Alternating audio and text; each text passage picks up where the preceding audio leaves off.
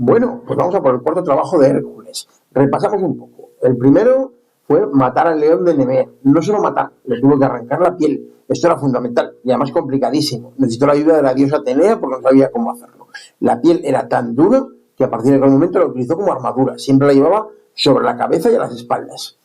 El segundo, tuvo que matar a la hidra de Lerna. Y ahí ocurrió algo fundamental. La sangre de la hidra era venenosa, así que Hércules aprovechó y mojó sus flechas en la sangre. A partir de aquel momento era un arma tremendamente mortífera. El tercero, tuvo que dar caza a la cierva de Cerinea. La cierva de Cerinea huyó durante un año, pero al final lo consiguió. No podía hacerle ni un rasguño, nada. Era la cierva protegida de la diosa Artemisa o Diana, la diosa de la caza. Al final lo consiguió. Se la llevó Euristeo y le pudo dar la libertad otra vez. ¿Cuál fue el cuarto? Pues claro, Euristeo no para de buscar un trabajo más difícil todavía que el anterior, porque quería que Hércules fallara. Entonces, el cuarto fue capturar al jabalí de Erimanto.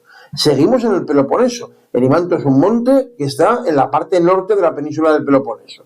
¿Y qué ocurría con el jabalí? Que era un ser tremendamente destructivo, era enorme. Con los colmillos era capaz de arrancar árboles enteros, devoraba hombres. Entonces, claro, cuando Hércules llegó a la zona y vio cómo estaba aquello, empezó a pensar qué podía hacer y decidió ir a hablar con un centauro amigo suyo. Pero, ¿quiénes son los centauros? Lo primero de todo. Los centauros son seres mitológicos, mitad hombre, mitad caballo, bastante salvajes.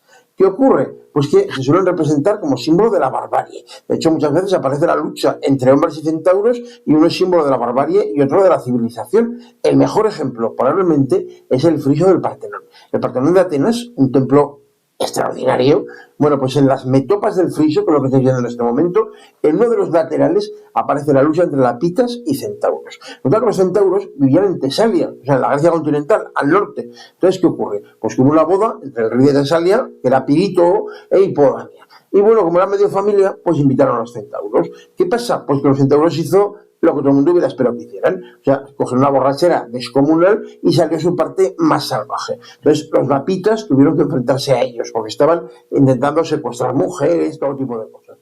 Los lapitas representan la parte civilizada, pues están enfrentándose a ellos en cada metopa. Os estoy poniendo aquí unas cuantas para que podáis verlo. En uno de los laterales del Partenón aparece esta lucha, en otro la lucha con los gigantes, en otro la lucha con las amazonas, en fin, diferentes momentos en los que vence la civilización. ¿Vale? Bueno, la cuestión es que no todos los centauros eran iguales, ni mucho menos. Y había algunos que salían de esta clasificación. Por ejemplo, el más famoso de todos, el centauro Quirón, el más civilizado, absolutamente. De hecho, Quirón era famoso como profesor de alumnos importantísimos. A él le confiaron la educación de Aquiles. Aquiles, el héroe de la Ilíada. Bueno, pues Quirón le enseñó todo tipo de cosas, le enseñó música, le enseñó la caza y le enseñó también, como a otros, la medicina. De hecho, el centauro Quirón, ¿con qué lo asociamos siempre? Con la medicina. Aquí os estoy poniendo una imagen del monumento que tiene en el Parque Grande de Zaragoza, que es un monumento dedicado al doctor Cerrada.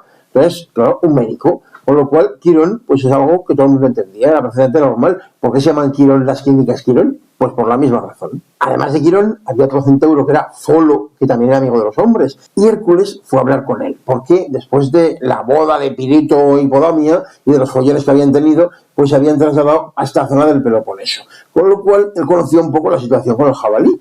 Así que Hércules ya fue a hablar con él y le pidió consejo. Entonces Folo le dijo que lo que tenía que hacer era acorralar al jabalí, perseguirlo hasta que llegara a una zona con nieve. Y claro, cuando llegara a una zona nevada, pues el jabalí se volvería más torpe, inevitablemente empezaría a ir más despacio y Hércules lo podría coger. Después de eso, pues decidieron celebrar la amistad y el encuentro y empezaron a comer. Pero claro, Hércules le dijo, hombre, yo creo que un vino estaría bien. Y Folo no se lo quería sacar por una razón, porque el vino que tenía era de todos los centauros, se lo había regalado Dionisio, pero Dionisio Baco. Pero claro, al final no le quedó remedio que ser un buen anfitrión y sacó el vino. Entre el oro a la carne asada. Los centauros comían carne cruda, pero Hércules la quiso asada, era mucho más civilizado. Bueno, pues entre el oro a la carne asada y al vino, los demás centauros acudieron. Y como los centauros eran violentos, agresivos, se emborrachaban, entonces empezaron los problemas. Hércules intentó alejarlos echándoles brasas del fuego, tizones encendidos. Pero claro, con eso pues se quedaron a jugar algunos, pero eran muchos. Así que, ¿qué hizo el héroe? Pues cogió sus flechas. ¿Y cómo eran las flechas? ¿Os acordáis? Estaban envenenadas con la sangre de la hidra. Y eran absolutamente mortíferas. Empezó a dispararlas y claro, empezaron a morir algunos. Entonces, ¿qué ocurre? Pues que nuestro amigo Folo dijo, ¿pero esto qué es? ¿Cómo puede ser que una cosa tan pequeña pues mate a un ser tan grande? Entonces cogió una de las flechas, la sacó del cuerpo de los centauros muertos, pero sin querer se le cayó al pie. Le hizo una herida y ¿qué ocurrió? Pues que lo mató.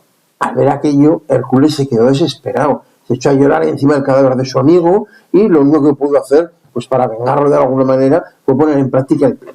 Así que buscó al jabalí y lo persiguió durante días, hasta que finalmente consiguió llevarlo hacia la nieve. Y aquello funcionó, porque realmente el jabalí, cuando metió las patas en la nieve, se quedó ahí clavado. Así que Hércules lo pudo coger. Lo tenía que llevar vivo, así que lo llevó hasta Micenas, donde estaba Euristeo. A Euristeo le daba tanto miedo al jabalí que se escondió dentro de una tinaja. Les pongo una imagen aquí espectacular. Este relieve que estáis viendo pertenece a uno de los conjuntos más increíbles de los trabajos de Hércules.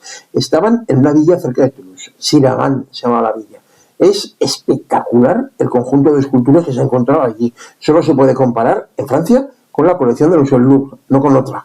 Entonces, ¿qué ocurre? Ahora están en un museo en Toulouse, se llama Museo Saint-Raymond, y ahí están todos los relieves que se han conservado con los trabajos de Hércules. Algunos estupendamente. Y a mí me encanta este del jabalí de Erimanto, donde se puede ver perfectamente a Euristeo escondido en la tinaja. Otro día os pongo más. Por cierto, en la antigüedad se creía que los colmillos del jabalí se conservaban en el santuario de Apolo en Cumas. Cumas está un poco al norte de Nápoles y era conocida en todo el Mediterráneo por una razón, porque allí había un santuario dedicado a Apolo y por lo tanto había una sibila, un personaje dedicado a la adivinación. Os muestro aquí lo que queda de lo que supuestamente fue el antro de la sibila, un lugar impresionante. Bueno, pues en este santuario, que es un conjunto de construcciones, supuestamente se conservaban los colmillos del jabalí de Erimanto.